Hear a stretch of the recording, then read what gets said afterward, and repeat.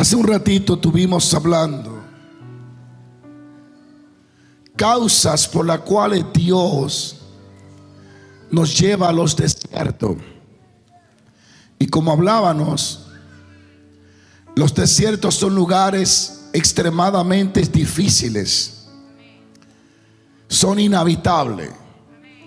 Hay desiertos que literalmente nada ni nadie pudiera sobrevivir. Sin embargo, la palabra desierto, Dios, o el desierto, Dios lo ha utilizado muchas veces en la Escritura para literalmente procesar a los llamados, a gente que Él quiere llevarlo a ser de utilidad y de uso en el reino de Dios. El desierto es un lugar seco, muchas veces constantemente frío. De día el calor es ahogante, desesperante, y de noche el frío baja casi -0. Así que la palabra desierto, como hablaba, en el término hebreo y griego, traducido significa lugar deshabilitado, lugar donde no se puede habitar, soledad, lugar de abandono, lugar de extremos procesos, lugar donde las aguas se ponen amargas, lugar donde la mayoría de nosotros no nos gustaría estar. Pero Dios muchas veces tiene que llevarnos a ese lugar para que las cosas que nos han robado el tiempo comiencen a escasearnos, para que las cosas que nos han distraído por tiempo y no nos dejan caminar en el propósito y en el plan de Dios comiencen a desaparecer, dejen de existir. Dios muchas veces nos llevará a ese lugar para que aprendamos lecciones necesarias que nos ayudarán a madurar y a poder encajar con el plan de Dios y a poder estar listo para lo nuevo que tiene Dios mañana con nosotros. La gente, cuando le hablan del desierto, piensan que es un lugar de muerte. No, es un lugar para encontrar vida. Cuando es Dios que te mete en el desierto. Hablábamos lo que dice Oseas: y te atraeré al desierto, y en el desierto hablaré a tu corazón. Y uno de los beneficios que vamos a tener en el desierto es que las voces innecesarias, desalineadas, serán silenciadas y calladas, y solo la voz de Dios y de su plan va a mantenerse viva en nosotros. Muchas veces en nuestras comodidades nos olvidamos del plan, del propósito de Dios. Dios nos bendice, y una vez bendecido comenzamos a tomar actitudes que nos acercan a Dios, sino que nos alejan de la presencia de Dios y de su propósito. Y lentamente estamos desfalleciendo y muriendo espiritualmente. Y a veces podemos caer tan bajo espiritual que dejamos de caminar por fe y comenzamos a caminar por vista y por sentido. Y por eso Dios tiene que llevarnos a lugares donde cosas escaseen, para poder enderezar nuestro corazón y para poder alinearnos y para poder ponernos en el camino donde Él nos necesita para ser de utilidad, para ser instrumento, para ser siervos, siervas de Dios, para que el manto de la unción de Dios fluya en nosotros y a través de nosotros. Alguien tiene que decir amén. Alguien tiene que decir amén. Dios le habló a Moisés y le dijo que iba a llevar ese pueblo a Canaán, y lo sacó con mano fuerte y poderosa de la esclavitud de los egipcios. Abrió el mar Rojo a su favor, lo llevó por el desierto. Dios hubiese podido llevar a Israel en las alas del águila, es decir, rápido, en 3 meses. Pero Dios lo puso a dar vuelta y lo metió en el desierto a propósito, para probarlo, para enseñarlo, para dar a entender lo que había en su corazón. Alguien diga amén. Y ese pueblo que vio señales y que vio tantas maravillas y milagros de Dios acontecer a través de la vida de Moisés, vieron cosas impresionantes. 10 señales en Egipto. La Biblia dice que ellos fueron testigos de la columna de fuego y de la columna de la nube de día y de la columna de fuego de noche. Hablé hace un ratito de los beneficios que es estar bajo la nube de Dios. Uno de los beneficios de la nube de Dios, aparte de que es dirección divina para hacerte avanzar en el desierto que no había dirección ni camino, la nube era que lo guiaba. La presencia de Dios siempre ha sido nuestra mejor guía y nuestra mejor dirección. Pero aparte de eso, la nube producía sombra, y la sombra con la nube producía un ambiente fresco y agradable. El que se quedaba detrás de la nube tenía que enfrentar el calor del desierto. Bajo la nube no había calor, bajo la nube había un ambiente fresco. La columna de fuego producía 3 beneficios. Primero, luz, iluminaba kilómetros el campamento, así que la gente podía pasearse de noche porque había lumbrera, había una columna de fuego desde el cielo hasta la tierra que iluminaba todo el campamento.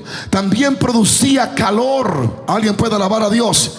Y ese calor era el que mantenía un ambiente de una calefacción en todo el campamento. El desierto era bajo cero de noche, pero el fuego mantenía el calor y el pueblo podía dormir quieto sin tener calefacción. ¿Habrá alguien aquí? Y tercero, el fuego ahuyentaba las bestias y los depredadores que querían morder al pueblo. La presencia de Dios, cuando el fuego estaba, las bestias estaban alejadas y asustadas porque le tenían miedo al fuego de Dios. Y es exactamente lo que experimentamos cuando caminamos bajo su presencia. No solo tendremos sombra, no solo tendremos la frescura de Dios, sino que Él con su fuego va a disipar nuestras oscuridades. Él con su fuego va a ahuyentar a los depredadores. El que habita en su presencia, no hay león que se lo coma. El que habita en su presencia, no hay bestia que lo destruya. Alguien alabe a Dios. Y no solo eso, sino que nos mantendrá caliente. El tiempo de frío se termina en la presencia de Dios. Toda temporada fría será arrancada de tu casa, será arrancada de tu corazón. Y ese tiempo frío espiritual tiene que terminar y va a terminar. Sigo paro. Ahora, el pueblo que estaba experimentando estos beneficios 24 horas bajo la presencia de Dios, de día nube, de noche fuego. Moisés sube al monte Sinaí, llamado por Dios, y se queda 40 días porque Dios lo retuvo 40 días. Y en sus 40 días recibe mandamientos. La Biblia dice que el pueblo se desenfrenó, y viendo el pueblo que Moisés tardaba en descender del monte, se acercaron entonces a Aarón y le dijeron: haznos dioses que vayan delante de nosotros, porque de este Moisés no sabemos qué le pasó. Y es en ese momento donde el pueblo comete el error más grande de su vida. Pero Aarón, es ahí donde se ve cuando un líder no tiene relación con Dios. Aarón cede a la petición de un pueblo desviado.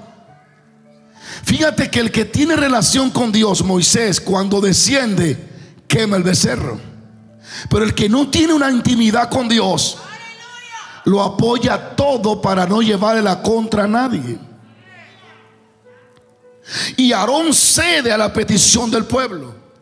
¿Por qué este pueblo quería un becerro y quería dioses falsos que fueran delante de ellos? No solo eso, sino que lo adoraron y dijeron: he aquí Israel, el Dios que te sacó de Egipto. Sustituyendo a Jehová por un buey, por un becerro de oro. Sigo paro. El pueblo hizo esto porque carecía de intimidad y de relación con Dios. Y pensaron que el hecho de que Moisés no estuviera presente, ellos creían que Dios estaba ausente. No entendían que Dios es omnipresente, está en todo lugar y a todo tiempo. Ahora, la palabra de Dios nos muestra que cuando Moisés descendió y vio el acontecimiento, quemó el buey y se lo dio a beber al pueblo corrupto. Y ese día hubo una catástrofe. 3,000 hombres cayeron muertos. Dice que los que vinieron y se acercaron a Moisés eran la tribu de Leví. Y esa tribu de Leví, Moisés le dijo: ustedes, si están con Jehová, harán lo que yo le diga. Tomen la espada y traspasen pariente, amigo y familia. Todo el que está adorando dioses vanos, traspásenlo. Y ellos tuvieron que echar los sentimientos a un lado y obedecer lo que Dios había dicho. Cuando terminaron ese día, yo sé que una historia sangrienta, pero es así. Cuando terminaron, Moisés le dijo: por cuanto ustedes amaron más a Jehová que a sus sentimientos, que a su pariente, que a su familia, ustedes serán escogidos de Dios. Y a partir de este día, ustedes, tribu de Leví, serán apartados para el sacerdocio eterno. Tú sabes que para tú ser escogido por Dios, tú tendrás que renunciar a una familia, padre y a madre. Nadie puede calificar para andar con Jesús si no renuncia a todo. ¿Habrá alguien que alaba a Dios? No hay forma de uno poder crecer en Dios mientras uno esté atado a sentimientos que lo aparten del llamado y del cumplimiento y de la responsabilidad de Dios. Llega un momento, Cristo dijo: el que no dejare padre o madre por mí, no será discípulo de mí. Este es un camino que no tiene retroceso. Cuando Dios te aparta, yo le decía a los levitas, cuando Dios aparta a un levita no solo es un cantor, un levita también limpia el altar, prepara el altar, pone fuego, busca agua. Levita es aquel que es señalado, apartado por Dios al ministerio, a la misión. Y Dios le dijo a Moisés: dile a los levitas que por cuanto me valorizaron a mí más que a sus sentimientos, más que a su padre, más que a su pariente, más que a sus amigos, yo lo escojo hoy y serán un sacerdocio. Y como me decía mi esposa, Jehová dijo: son sacerdotes míos. Los sacerdotes de Dios no son del pueblo, ministran al pueblo, pero le pertenecen a Dios. Yo no soy pastor de ustedes, yo soy un pastor de Dios. Él me escogió a mí, Él me llamó a mí. Yo no le pertenezco a ustedes, yo les sirvo a ustedes, pero yo soy propiedad del Rey de Reyes, porque Él fue que me apartó y te apartó a ti de las tinieblas a la luz. Si le vas a servir a Dios, tendrá que renunciar a papá, mamá y amigo, a todo aquel que quiera interponerse en tu llamado y en el plan de Dios para tu vida. Alguien diga amén.